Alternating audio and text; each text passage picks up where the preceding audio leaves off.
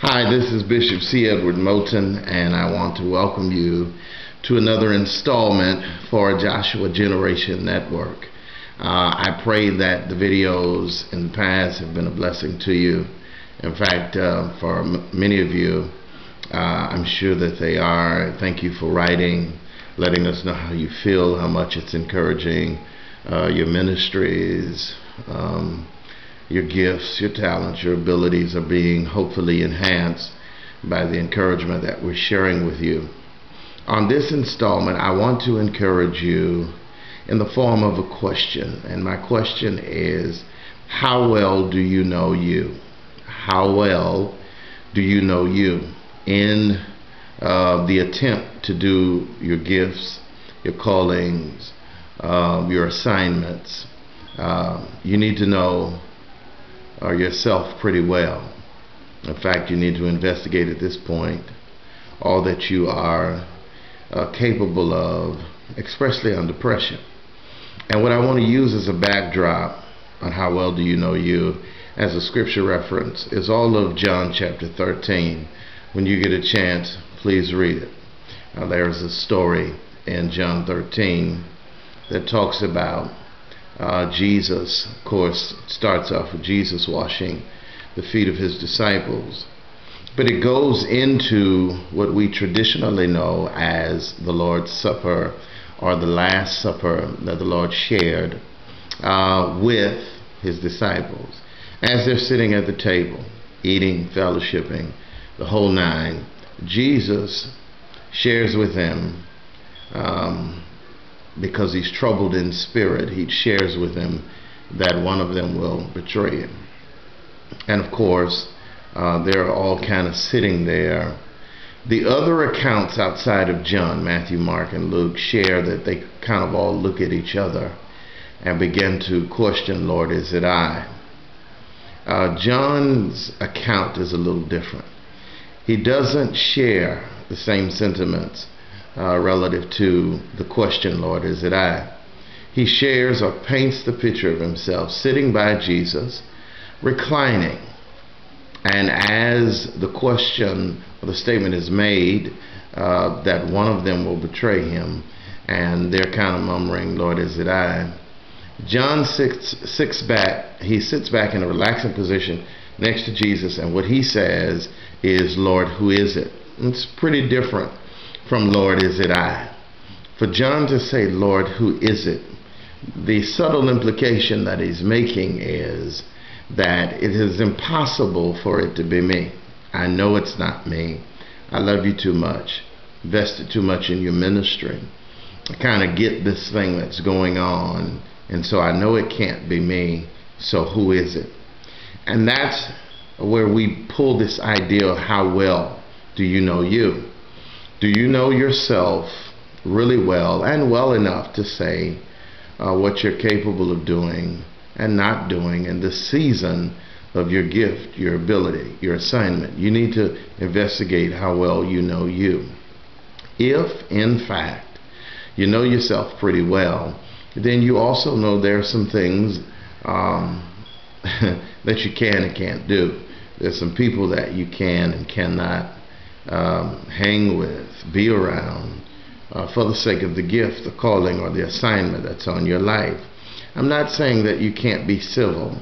There should always be a level of civility and cordiality with men from all walks of life, but particularly you can't hang with or make investment in people that are wasting your time, or at worst case scenario, troubling your spirit to the point that you can't even accomplish your assignment.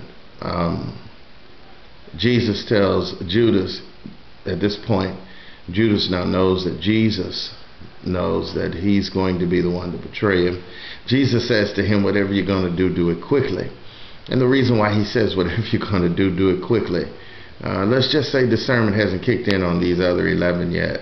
They don't know it's you. Whatever you're going to do it quickly before they figure it out. We've already seen Peter's handiwork later on when they go to arrest Jesus, and he becomes the ear-cutting apostle. So you got to know yourself pretty well. What are you capable of? What is the assignment? What are your gifts? What is God calling you to do to this generation? What has God given you as an assignment to do for and in this generation? Be very clear on that.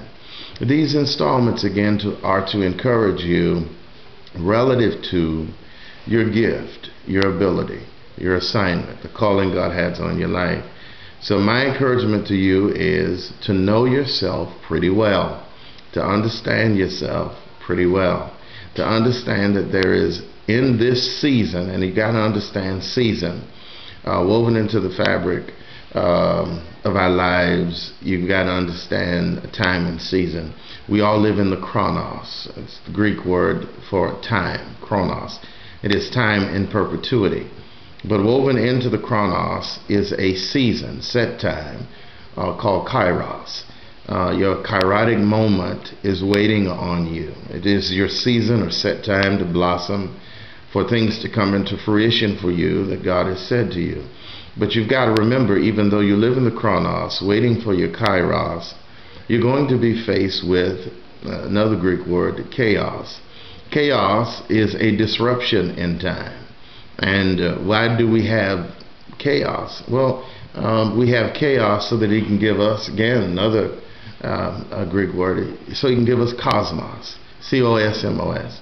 Cosmos is where we get the word cosmetics or cosmetology, the arrangement of the face, cosmetics, the arrangement of the hair, cosmetology.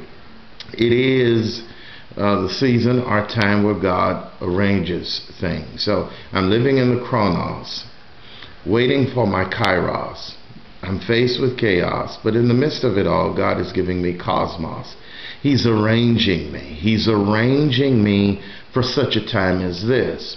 And if he's spending time arranging me and getting the situations and circumstances in my life just where they need to be, so that I can be used exclusively by him and for him, then it may be important for me to investigate who I really am in him. Can I, like John, be confident in knowing that whatever the discrepancy is, it couldn't be me? I love the Lord too much. I'm vested in this thing. And that's important. That's my encouragement to you. Know yourself well in God for the assignment that he's given you. I think it's going to be a blessing not only to you, but to your generation and the people that you have to serve in this season. Thank you so much for listening in another installment of J.O.S.H.U.A. Generation Network.